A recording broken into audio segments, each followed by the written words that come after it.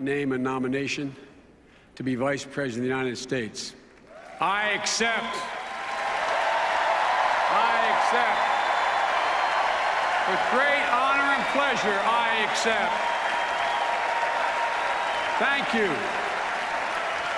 Thank you, my fellow Democrats. And I say to my fellow Americans,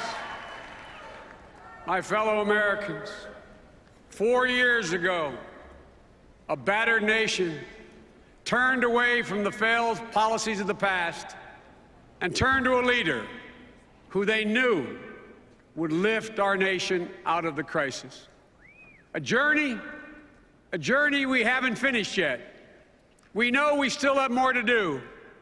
But today, I say to my fellow citizens, in the face of the deepest economic crisis in our lifetime, this generation of Americans has proven itself as worthy as any generation before us. For we possess that same grit, that same determination, that same courage that has always defined what it means to be an American, has always defined all of you. Together, we're on a mission. We're on a mission to move this nation forward from doubt and downturn to promise and prosperity. A mission I guarantee you we will complete. A mission we will complete. Folks, tonight what I really want to do is tell you about my friend Barack Obama. No one could tell it as well or as eloquently as Michelle, as you did last night, Michelle, on Monday night. But I know him, to state the obvious, from a different perspective. I know him, and I want to show you. I want to show you the character of a leader who had what it took when the American people literally stood on the brink of a new depression. A leader who has what it takes to lead us over the next 4 years to a future as great as our people. I want to take you inside the White House to see the president as I see him every day, because I don't see him in sound bites. I walk 30 paces down the hall into the Oval Office, and I see him, I watch him in action. 4 years ago, the middle class was already losing ground, and then the bottom fell out. The financial crisis hit like a sledgehammer on all the people I grew up with. You remember the headlines. You saw some of them in the previews. Highlight: highest job losses in 60 years. Headlines: economy on the brink. Markets plummet worldwide. From the very moment President Obama sat behind the desk resolute in the Oval Office, he knew he had not only to restore the confidence of a nation, but he had to restore the confidence of the whole world. And he also knew that one false move could bring a run on the banks or a credit collapse to put another several million people out of work. America and the world needed a strong president with a steady hand and with the judgment and vision to see us through. Day after day, night after night, I sat beside him as he made one gutsy decision after the other to stop the slide and reverse it. I watched him stand up. I watched him stand up to intense pressure and stare down enormous challenges, the consequences of which were awesome. But most of all, I got to see firsthand what drove this man. His profound concern for the average American. He knew that no matter how tough the decisions he had to make were in that Oval Office, he knew that families all over America, sitting at their kitchen tables, were literally making decisions for their family that were equally as consequential. You know, Barack and I, we've been through a lot together in these 4 years, and we learned about one another, a lot about one another. And one of the things I learned about Barack is the enormity of his heart, and I think he learned about me the depth of my loyalty to him.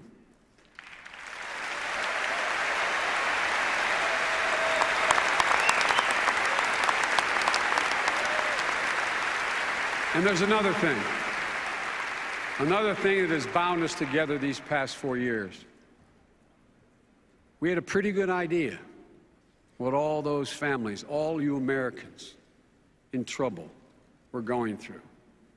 In part because our own families had gone through similar struggles.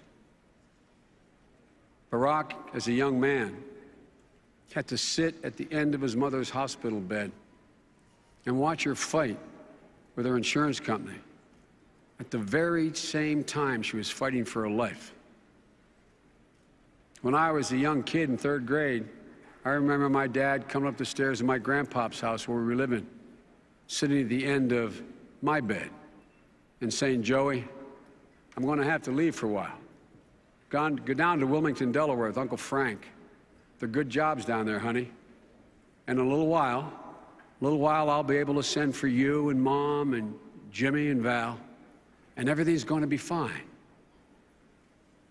For the rest of our lives, my sister and my brothers, for the rest of our life, my dad never failed to remind us that a job is about a lot more than a paycheck. It's about your dignity. It's about respect. It's about your place in the community. It's about being able to look your child in the eye and say, "Honey, it's going to be okay," and mean it and know it's true.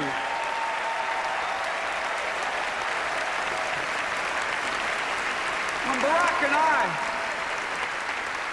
and I were growing up, there was an implicit understanding in America that if you took responsibility, you'd get a fair shot at a better life. And the values behind that bargain were the values that shaped both of us and many, many of you. And today, those same values are Barack's guiding star. Folks, I've watched him. He has never wavered. He never backs down. He always steps up, and he always asks in every one of those critical meetings the same fundamental question: how is this going to affect the average American? How is this going to affect people's lives? That's what's inside this man. That's what makes him tick. That's who he is.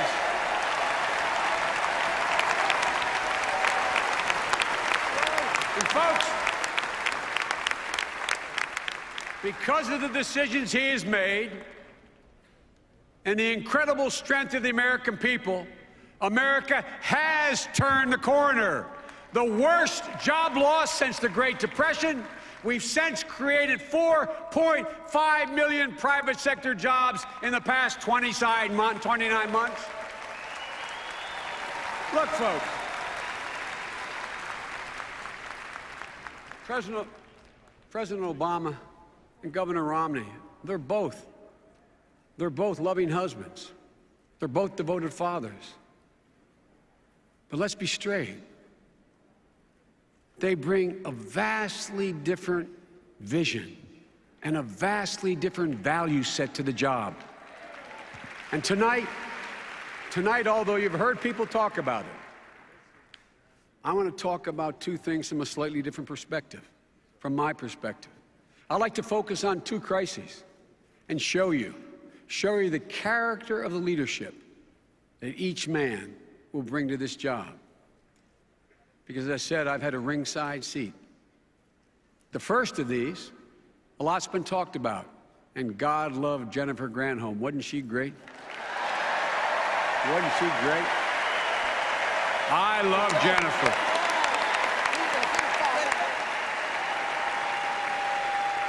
But the first story I want to talk to you about is the rescue of the automobile industry. And let me tell you from this man's ringside seat, let me tell you about how Barack Obama saved more than 1 million American jobs.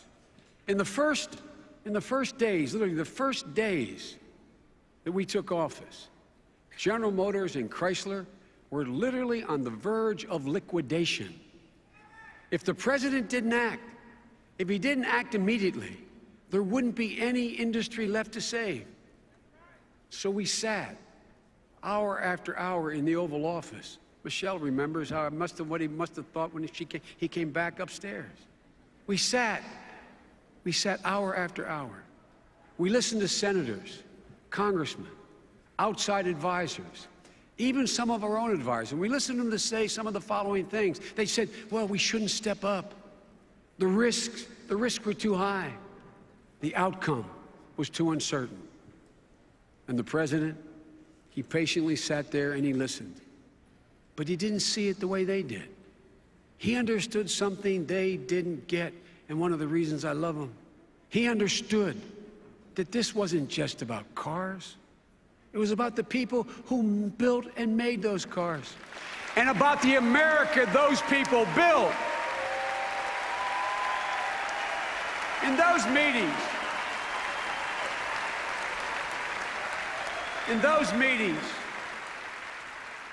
meetings, I often thought about my dad. My dad was an automobile man. He would have been one of those guys all the way down the line, not on the factory floor, not along the supply chain, but one of those guys who were selling American cars to American people. I thought about what this crisis would have meant for the mechanics and the secretaries and the salespeople who my dad managed for over 35 years. And I know for certain that my dad, were he here today, he'd be fighting like heck for the president, because the president fought to save the jobs of those people my dad cared so much about. Ladies and gentlemen, my dad respected Barack Obama, would have respected Barack Obama had he been around, for having had the guts to stand up for the automobile industry when so many others just were prepared to walk away. You know, when I look back on the president's decision, I think of another son of another automobile man, Mitt Romney. Mitt Romney grew up in Detroit. My dad managed, his dad ran an entire automobile company, American Motors. Yes, what I don't understand is in spite of that, he was willing to let Detroit go bankrupt. Look, I don't think he's a bad guy. No, I don't think he's a bad guy. I'm sure he grew up loving cars as much as I did. But what I don't understand, what I don't think he understood, that saving the automobile worker, saving the industry, what it meant to all of America, not just auto workers. I think he saw it the Bain way. Now, I mean this sincerely. I think he saw it in terms of balance sheets and write-offs. Folks, the Bain way may bring your firm the highest profits, but it's not the way to lead our country from the highest office.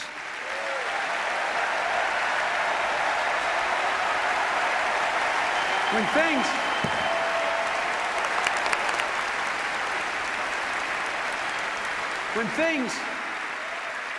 things hung in the balance,